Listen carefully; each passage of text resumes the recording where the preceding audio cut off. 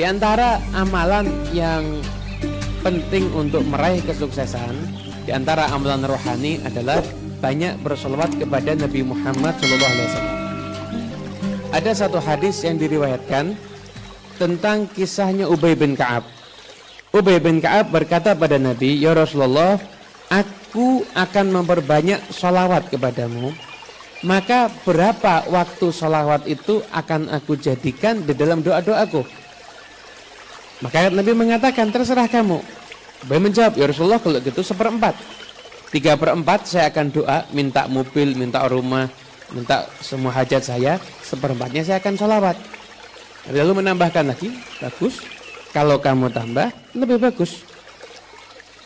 Oke, setengah. Gimana? Setengahnya saya doa, setengahnya lagi saya solawat. Terserah, kalau kamu tambah lebih bagus. 2/3. 2/3 hanya solawat, yang 1/3 baru minta mobil, minta macam-macam. Karena Nabi, terserah, tapi kalau kamu tambah lebih bagus. Akhirnya Ubay mengatakan, "Ya Rasulullah, saya jadikan semua waktu doa saya untuk bersolawat kepadamu." Maka Nabi menjawab, "Idzan tukfahammak wa yughfaru laka dzambak." Kalau seperti itu, maka keinginanmu akan dicukupi sama Allah dan semua dosamu akan diampuni oleh Allah Subhanahu wa taala. Dengan cara apa? Dengan banyak bersolawat kepada Nabi Muhammad. Duduk itu bisa bersolawat, kita berdiri bisa bersolawat, jalan kaki bisa bersolawat. Pokoknya jangan pernah kehilangan waktu untuk memperbanyak solawat kepada junjungan kita Nabi besar Muhammad SAW. Kisah pada kesempatan kali ini tentang seorang penjual parfum dari daerah Turk. Ada seorang penjual parfum yang terkenal orangnya itu soleh, dia orang yang amanat, dia berdagang yang jujur. Nah, suatu ketika dia terbelit hutang dan akhirnya dia harus menutup sementara tokonya dan dia mengurung diri di rumah karena mungkin banyak didatangi orang yang akan nagih hutang dan dia nggak punya harta. Akhirnya dia isi waktunya di rumah untuk memperbanyak doa, memperbanyak salat sunnah, memperbanyak berselawat pada Nabi Muhammad. Sampai datang malam Jumat, maka beliau ini, seorang penjual parfum ini, berdoa sebanyak-banyaknya dan sebelumnya juga bersolawat dengan sebanyak mungkin. Selesai dia solawat, berdoa, kemudian dia terlelap tidur, maka dalam tidurnya berjumpa dengan Nabi Muhammad SAW. Maka Nabi mengatakan, datangi Ali bin Isa yang saat itu menjadi seorang wazir, pejabat tinggi. Maka Nabi mengatakan, saya telah mengatakan pada Ali bin Isa untuk menyerahkan kepadamu harta 400 dinar. Ambillah dan gunakan untuk keperluan kamu. Nah, perlu kita ketahui hitungan angka dinar biar kita bisa membayangkannya, menghadirkan kisah ini real dalam kehidupan kita. 1 dinar itu ketika masa normal harga emas itu pernah saya hitung kurang lebih hampir 2,5 juta. Nah, katakanlah 1 dinar itu 2 juta, biar kita menghitungnya gampang. 400 dinar itu berarti 400 dinar dikalikan 2 juta, berarti angkanya 800 juta. Nabi Muhammad SAW memerintahkan seorang pejabat memberikan uang 800 juta untuk siapa? Untuk orang yang rajin berselawat kepada Rasulullah SAW. Dan setelah terbangun dari tidurnya, maka orang ini berpikir, utang saya 600 dinar. Nabi memerintahkan untuk memberi 400 dinar. Berarti kalau dia punya hutang 600 dinar dan dia dapat dari pejabat tadi karena perintah Nabi 400 dinar, maka hutangnya dia hanya tinggal 200 dinar. Lumayan itu. Kemudian setelah itu dia berpikir, tapi benar enggak mimpinya? Tapi dia teringat dengan hadis Nabi, fa inna syaitana la yatamatsalu bi. Orang yang lihat Nabi itu benar-benar lihat Nabi. Kenapa? Karena setan tidak bisa menjelmakan dirinya menjadi Nabi Muhammad. Akhirnya udah dah, aku datangi dah si pejabat itu. Didatangi ke sana, ternyata ditutup pintunya. Izin masuk nggak boleh, dilarang. Maka dia tunggu, dia sedih. Kok susah saya mau masuk. Nggak ada kesempatan nih kayaknya. Yang jaga nggak kenal nama saya. Siapa saya? Saya cuma penjual parfum. Nah, keluarlah dari sisi pejabat itu dari dalam rumah masuk kelompok orang, di antaranya ada para ulama. Maka di antara ulama tersebut ada yang mengenal si tukang parfum. Setelah itu ulama tadi dipanggil, dikisahkan. Kemudian kata ulama, setelah mendengar kisahnya dia bermimpi berjumpa dengan Nabi Muhammad. Ya berarti yang dicari ini kamu. Ini si pejabat Ali bin Isa ini, si wazir, dia lagi cerita, dia mimpi berjumpa dengan Nabi Muhammad. Maka Nabi memerintahkan untuk memberikan uang sejumlah 400 dinar untuk salah seorang pedagang parfum yang ada di daerah Qura. Nah, siapa lagi? Kalau nyari pedagang parfum semuanya kan bingung. Ini pasti kamu yang dimaksud. Akhirnya kemudian setelah itu dikondisikan sampai akhirnya bisa berjumpa dengan Ali bin Isa. Ketika dia masuk ditanya, kamu siapa? Nama saya Fulan bin Fulan, saya Athar, seorang pedagang parfum. Jadi Quraish ya? Ya benar. Saya mimpi berjumpa dengan Nabi. Nabi memerintahkan saya untuk memberikan kepadamu 400 dinar. Dan setelah itu saya cari kamu, tapi nggak ada yang tahu.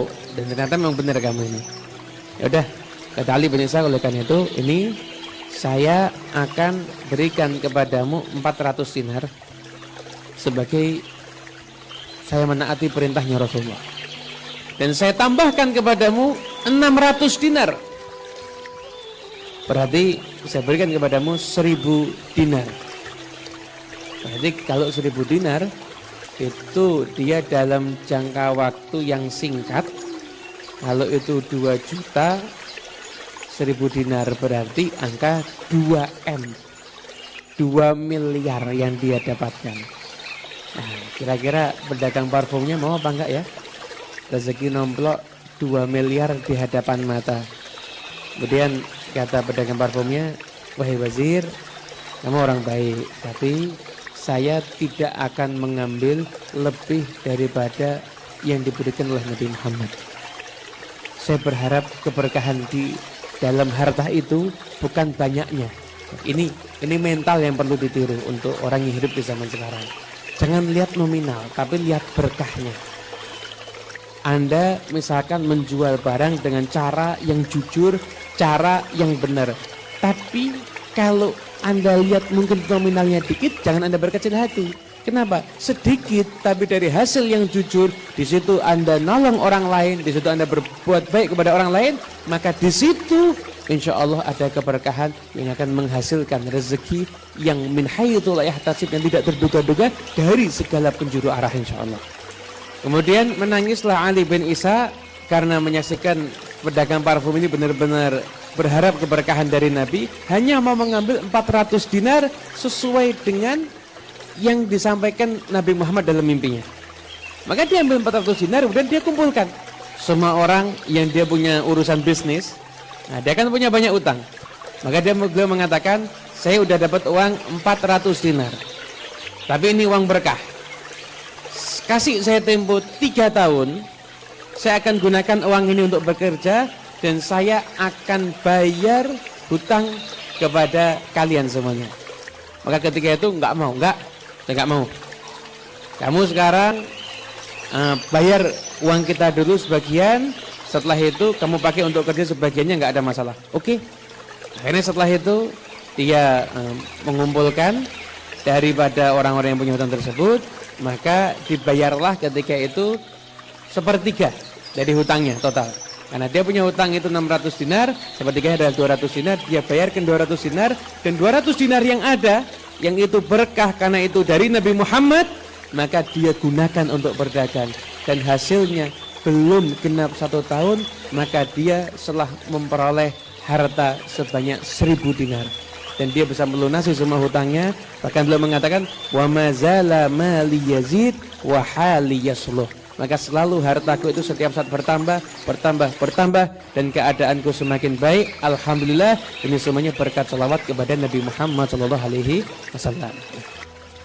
Teman-teman yang dimuliakan Allah Subhanahu Wa Taala, saya akan menggarisbawahi cerita ini dengan 2 poin yang inti.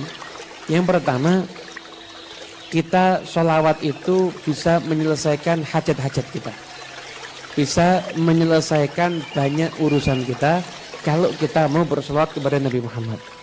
Tapi repotnya orang zaman sekarang ini, ketika baru mulai sholawat udah nanya, saya harus sholawat berapa kali?